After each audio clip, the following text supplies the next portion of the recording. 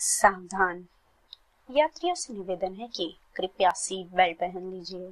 ये विमान अब उड़ने वाली है। नमस्कार, स्वागत है आप सभी का जंगल की आवाज के एक नए एपिसोड में। यह पॉडकास्ट प्रोजेक्ट संवाद द्वारा नेचुरलिस्ट फाउंडेशन की एक इनिशिएटिव है, जहां हम 9 अलग अलग भाषा में करीब ला रहे हैं आपके वैज्ञानिक खोज, पर्यावरण नीति और बहुत सारी चीजें। आपके साथ मैं अंजलि त्रिपाठी, आपकी होस्ट। तो देर किस बात की, चलो शुरू करते हैं। तो आज हम जा रहे हैं लक्षद्वीप। शायद हम सबके विश लिस्ट में एक बार लक्षद्वीप जाने का ख्वाब तो रहा ही है। तो पहले हम आज लक्षद्वीप के इकोलॉजी और क्लाइमेटिक कंडीशन के बारे में बात करेंगे और फिर आएंगे मेन मुद्दे पर। तो शुरू करते हुए, लक्षद्वीप 36 आइलैंड का समूह है, जहाँ पे 10 ऐसे आइलैंड हैं जहाँ लोग रहते हैं, 12 एटॉल, 3 रीफ, 5 सबमर्ज्ड बैंक। ये मिला के बनता है हमारा लक्षद्वीप, जो कि यूनियन टेरिटरी है।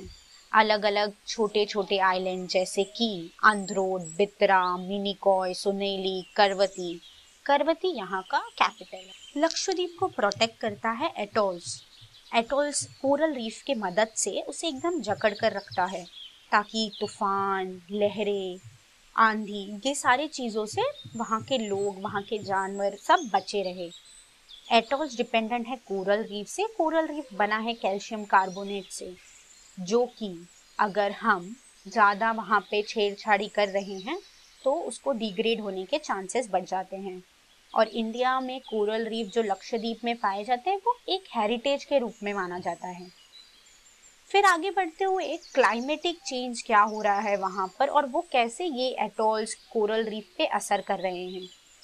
जो रिपेयरिंग होता है, एटॉल्स अपने आप को खुद रिपेयर करता है कोरल रीफ के मदद से, अपने आप सेल्फ रिपेयरिंग चलती रहती है। बट वो जो रिपेयरिंग है वो बहुत ही ज्यादा कम हो चुकी है।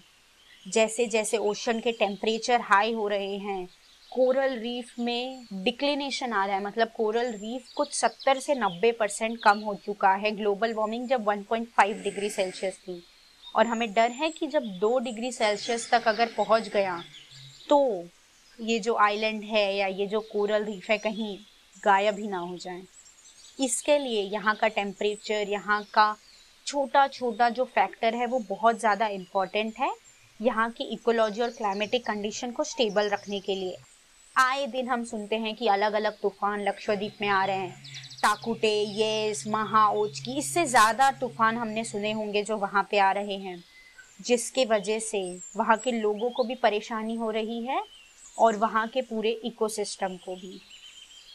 अब आप सोच रहे होंगे कि ये बातें हम क्यों कर रहे हैं और ये कहाँ से आ रहा है। हाल ही में गवर्नमेंट ने LDAR, Lakshadweep development authority regulation नामक 100 पेज की एक पूरी पब्लिकेशन या 100 पेज की एक पूरी चीज जाहिर की है लोगों के सामने, डॉक्यूमेंट, जो कि बिना किसी पब्लिक कंसल्टेशन के या बिना किसी लोगों से पूछे जो वहाँ पे काम कर रहे इतने साल क्लाइमेटिक चेंज के फील्ड में, उन्हें बिना पूछे लिया गया है। इस रेगुलेशन के तहत यहाँ मेंशन किया गया कि डेवलपमेंट अलग अलग प्रकार की होती है, बट डेवलपमेंट में जैसे माइनिंग, नेशनल हाईवे बनाना, ऐसी सारी चीजें आएंगी।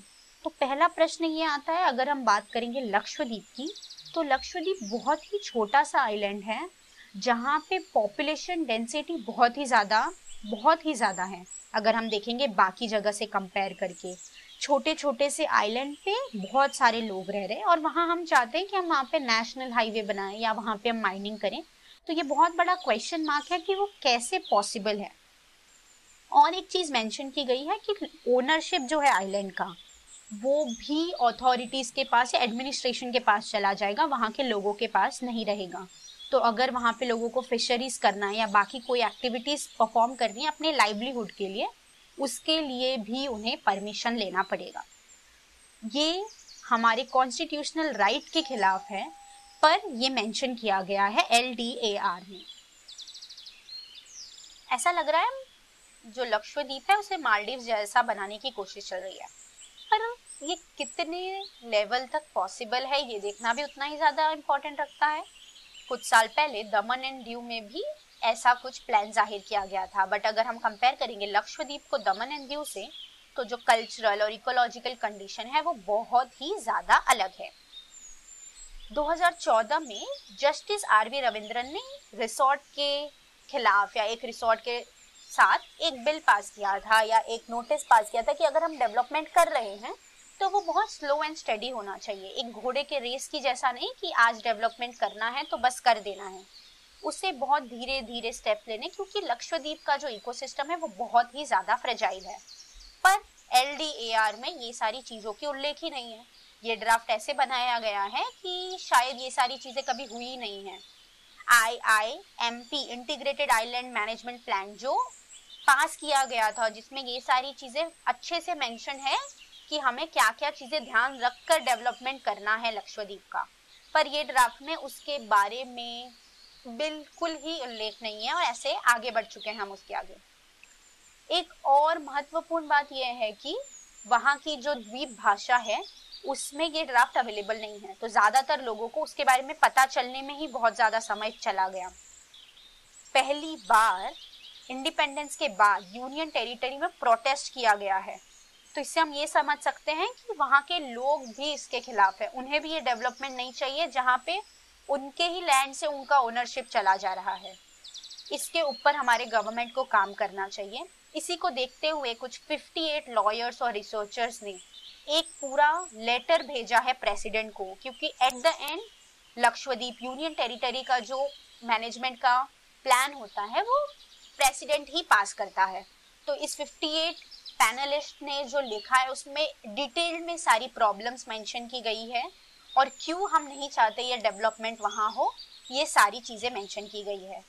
तो बस हम यही उम्मीद कर रहे हैं कि जल्द ही उसका रिस्पॉन्ड कुछ पॉजिटिव तरीके से आए। तब तक के लिए धन्यवाद। आशा है कि आपको हमारा ये पॉडकास्ट पसंद आया होगा। आपका रिव्यू हमारे लिए बहुत ही ज़्यादा महत्वपूर्ण है। अगले एपिसोड में अगर आपको कुछ सुनना है तो उसके लिए आप हमें सजेशन भी दे सकते हैं। हमारी यंग टीम को सपोर्ट करने के लिए आप naturalist.org पे जाके हमें मदद कर सकते हैं और लाइक, शेयर और सब्सक्राइब करना ना भूलिए। यह पॉडकास्ट अलग अलग प्लेटफॉर्म्स पे भी अवेलेबल है। तो मिलते हैं अगले पॉडकास्ट में, तब तक के लिए ख्याल रखें। अलविदा।